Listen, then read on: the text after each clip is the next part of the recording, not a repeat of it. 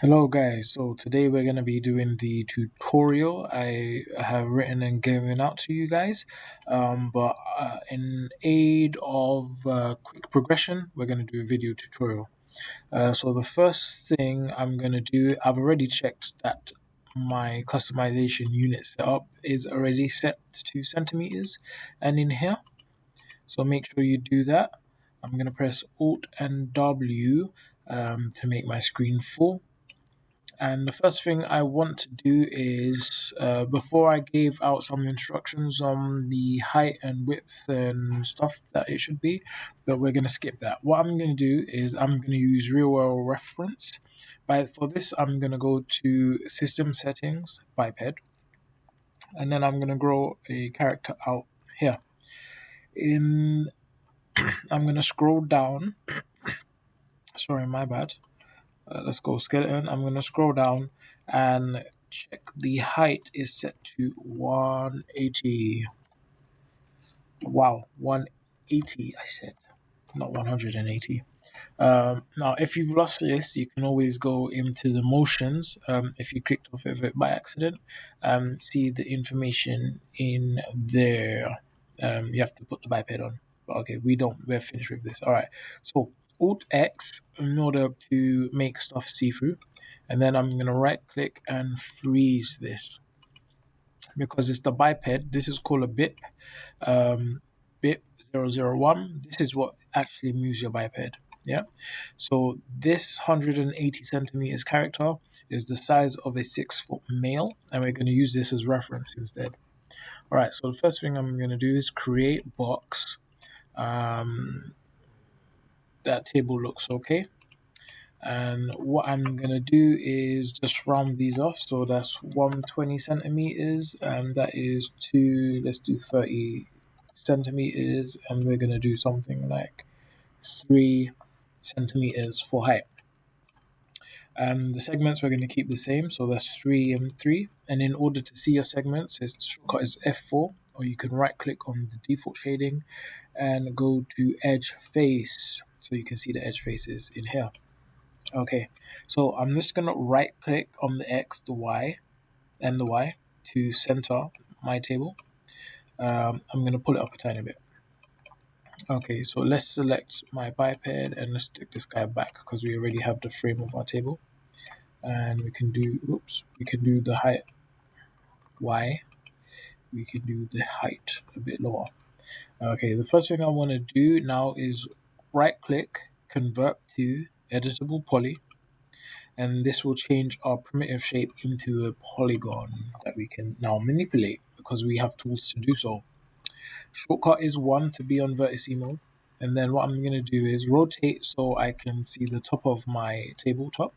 And I'm going to marquee select. So I'm selecting off and around because I want to select these groups of vertices. I'm going to right click and scale, or the shortcut for that is R.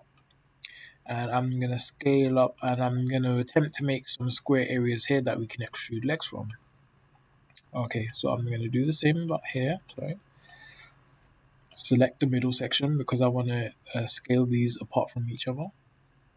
And I'm just going to try and make it as square as possible. Yeah, I'm not going to use any measurements for this. And now I'm rotated underneath. I'm going to select 1, 2, 3, and 4. Be careful not to move stuff when you're selecting. And I'm going to go onto the inset settings option. Yeah. And now I can scale these up. So these are going to be where my legs are coming up from. And by doing this, I end up creating a lip for the table, like every table has. Okay, the next thing I'm going to do is go to extrude. So I can go to extrude. I can manually extrude. Or I can go to extrude settings and actually put in specifications here. Let's just press tick. I'm going to show you another way because I want these to snap to the floor. What I'm going to do is I'm going to press 1 to bring up my vertice mode. I'm going to select cross. Let's go on to move. So actually, let's use it. That's W to move. And then on the Z, I'm going to right click here and it snaps to the floor. It's gone to 0, 0. Okay, so that's my table done. Now I'm going to do similar things, but using other techniques to make our chair. All right, so what I'm going to be doing is creating another box. Let's do it on this side. That should be about big enough. And I'm going to press Alt and Q. And now I'm going to modify this box. So we're going to say 60, 60, 2. And we're going to leave it as 3, 3, and 1. Then we're going to right click and convert to poly. Now I'm going to do the exact same thing here. Actually, so let's just center. So I've clicked off of my selection tools, and that way I have control of the entirety of my model. And I'm just going to right click to snap it into the middle. Let's just work in the middle, makes everything a lot easier. And I'm going to bring the chair up a bit. And then what I'm going to do is do the exact same thing, right click, select and scale out, so marquee select across, do the exact same thing. Now I'm going to show you a bunch of different techniques. This is not the only way to do it. You can do the same thing 100 times and get the same results. But I'm going to change to my edge selection, shortcut 2, and marquee select across. And this time I'm going to use the connect settings. Now in the connect, let me rotate so you can see. I'm going to say I want 2 segments, and now I'm going to use this to spread them out, like so. Press tick, go across, do the same thing on the opposite side. Connect. The settings that we put in are already here, so we don't need to change anything. Just press tick. And then underneath, so that's the front, underneath what I'm going to do is 4 on the keyboard. We'll go to polygon mode. And I am going to select the undercarriage. And what I'm going to do is you can right click extrude, but I'm just going to do it manually here. Yep, so we've got the base or the frame of our chair. And then the next thing I want to do is I'm going to create legs from this base. There's no need to, I'm just going to do it that way. And to do this, it's Control and Shift, and in the X and Y, I'm just going to pull short here. And this is where the legs are going to come from. It's going to ask, I want to make a clone. I'm just going to call it leg 1. Not that it matters, we're going to change it anyway. So I'm just going to make sure that I don't have anything selected right now. And then I'm just going to hover over. You can see the yellow highlights on the chair or on the leg. So I'm going to click the leg. So now I'm on leg. I'm just going to change the leg's color to blue so you can clearly see it. And then I'm going to move it across. So I'm just going to move it across to like there. It doesn't have to be accurate in any sense of the word. And what I'm going to do now is I am going to select it and extrude the legs. So let's extrude the legs. I'm going to do the same thing again. Select, right click here and snap. I'm going to make it bigger actually. We're going to make the chair a lot higher. We probably have to scale it down as well. And once that's done, we can now move this over. So I've held shift to do that. So I'm just going to pull it over. Select both of them again, hold shift, and pull that over again. So this is going to be the back of the chair. So I want this closer to the edge. Yeah, not that it matters. And then the next thing I'm going to do is select the actual chair. I'm going to right click, go to attach, and then select the chair legs. Alright, so let's just bring this up here above the floor. Alright, so the next thing I want to do is, because our chair legs are open, yeah, I know I can use the border tool just to select like this, and it's going to select both of them, and while holding shift, I can bring them up. So I'm just bringing them up a little bit. I'm going to hold shift again to around here, let go, hold shift again, and you can see I'm creating segments here that we're gonna later combine also. And then to finish off, both of them are selected, they're open. I'm just gonna go to cap. Yep, so they're now closed.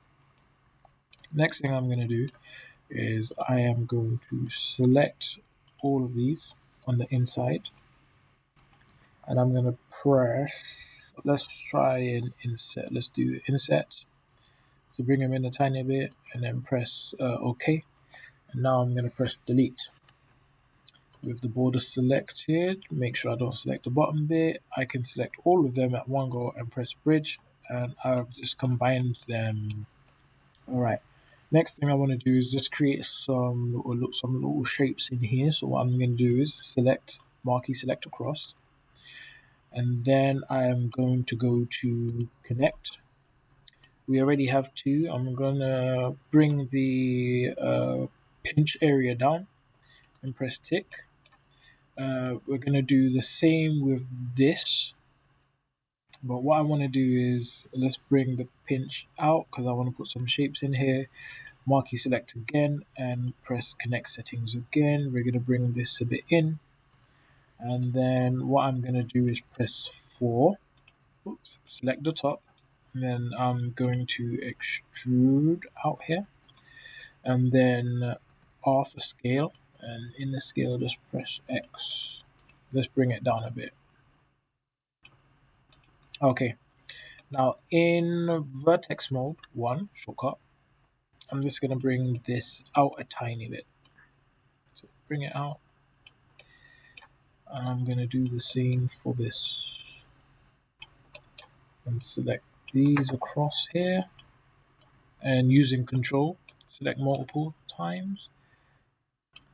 So we've got like a little bend going on. Yeah.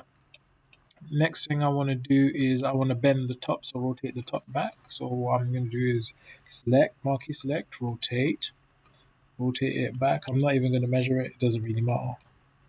And I'm going to bring them back so. Then I'm going to marquee select all of these. I want to rotate this back as well. Maybe bring it up a tiny bit. Do the same for the bottom bit, rotate backwards. Maybe that was too much. And then just bring it in and up a bit. So we've got, and let's actually just select everything and bring it back a bit. And rotate. Yep, so we've got like a nice little curve going on, we're bending. I'm gonna do something similar for the legs. So I'm going to select the edge tool.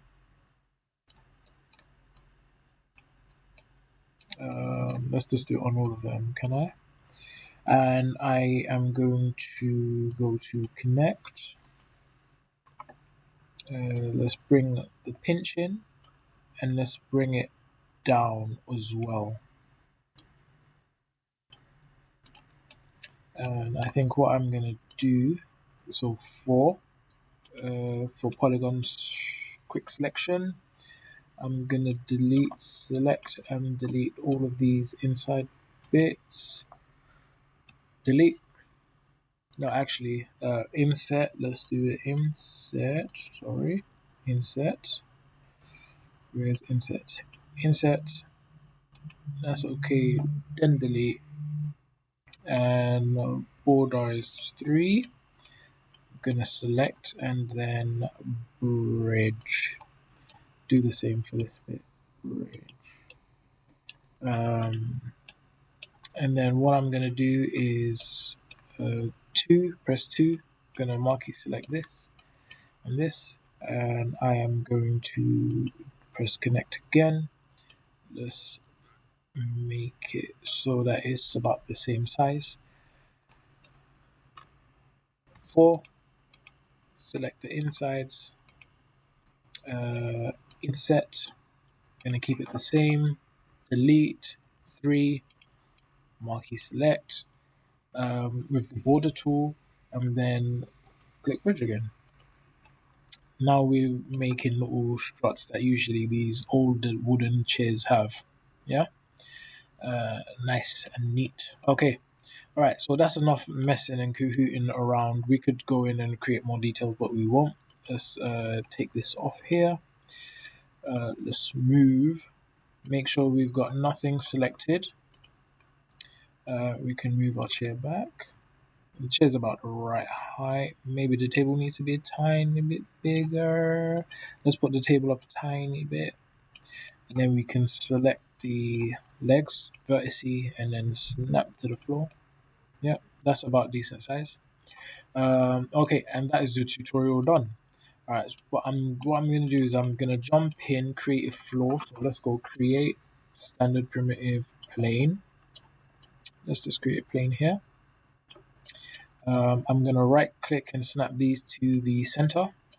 And now what I'm gonna do is we don't need any information on this, so I'm gonna right click convert to poly. I'm gonna select the edge, and I'll hold in shift. I'm gonna bring up to create walls. Yep, so that's done. All right, what I'm gonna do actually, so if nothing is selected, select these two, put Q to get rid of our guy because we don't need him in for this section. And another thing I'll show you is we're going to create a teapot. So we created a teapot on the floor. And if you go over to select and place, wherever the bottom of your axis is, this will snap to it. So we can put a teapot there. Let's rotate it. Let's duplicate the chair. We're going to do the same. So make sure you don't have anything selected in your selection tools. Hold shift, and I'm just going to rotate it. It doesn't even have to be rotated correctly. I'm going to move it back, yeah, and shift it over. So now we've got two chairs, a table, and a teapot standing in place. All right, so I'm going to press M for materials. And then I don't want general materials, I want Arnold materials, and I want standard surface. So I'm going to drag it out. I'm going to take off specular. So just bring specular down because that's shiny. We don't want anything to be shiny right now. And then with everything selected, the shortcut is Control A. I am going to click Assign Material to Selection. So that's assigned it. Okay, so if we now go into our render settings, I'm in production mode, Arnold. I'm rendering at 720p single frame. I'm just going to press render. I'm using a laptop, so it's not that fast. And you can see we have our scene there. Now what I'm going to do is throw some Arnold lights in, and the way to get the Arnold lights is by going to the create section, so that's the plus.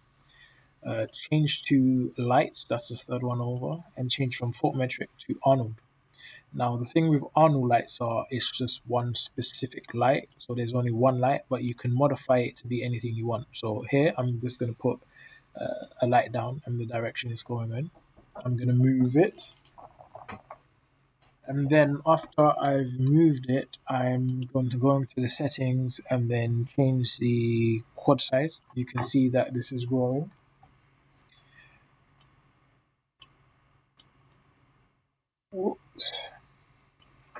And then I'm going to also go down again and change the intensity. Let me just throw something like 10 and 10 on to see how that is. And then let's render. So the render button is that one. Okay, and you can see that it's quite dark now. I've put a light in it and it's very dark. So that means we have to increase our intensity and increase our exposure. But that's going to be, yes, so let me quickly do that.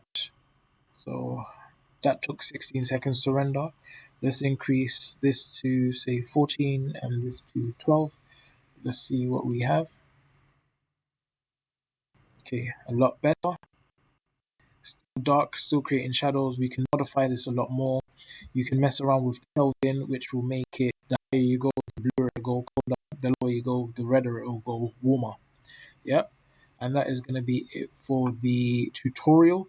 I want you to complete your tutorials and upload the results. You can save, once you've rendered, you can save your image here, save as JPEG, save it into your folder, and post to the Discord channel, and then upload your file to your Sketchfab account. Okay, goodbye all.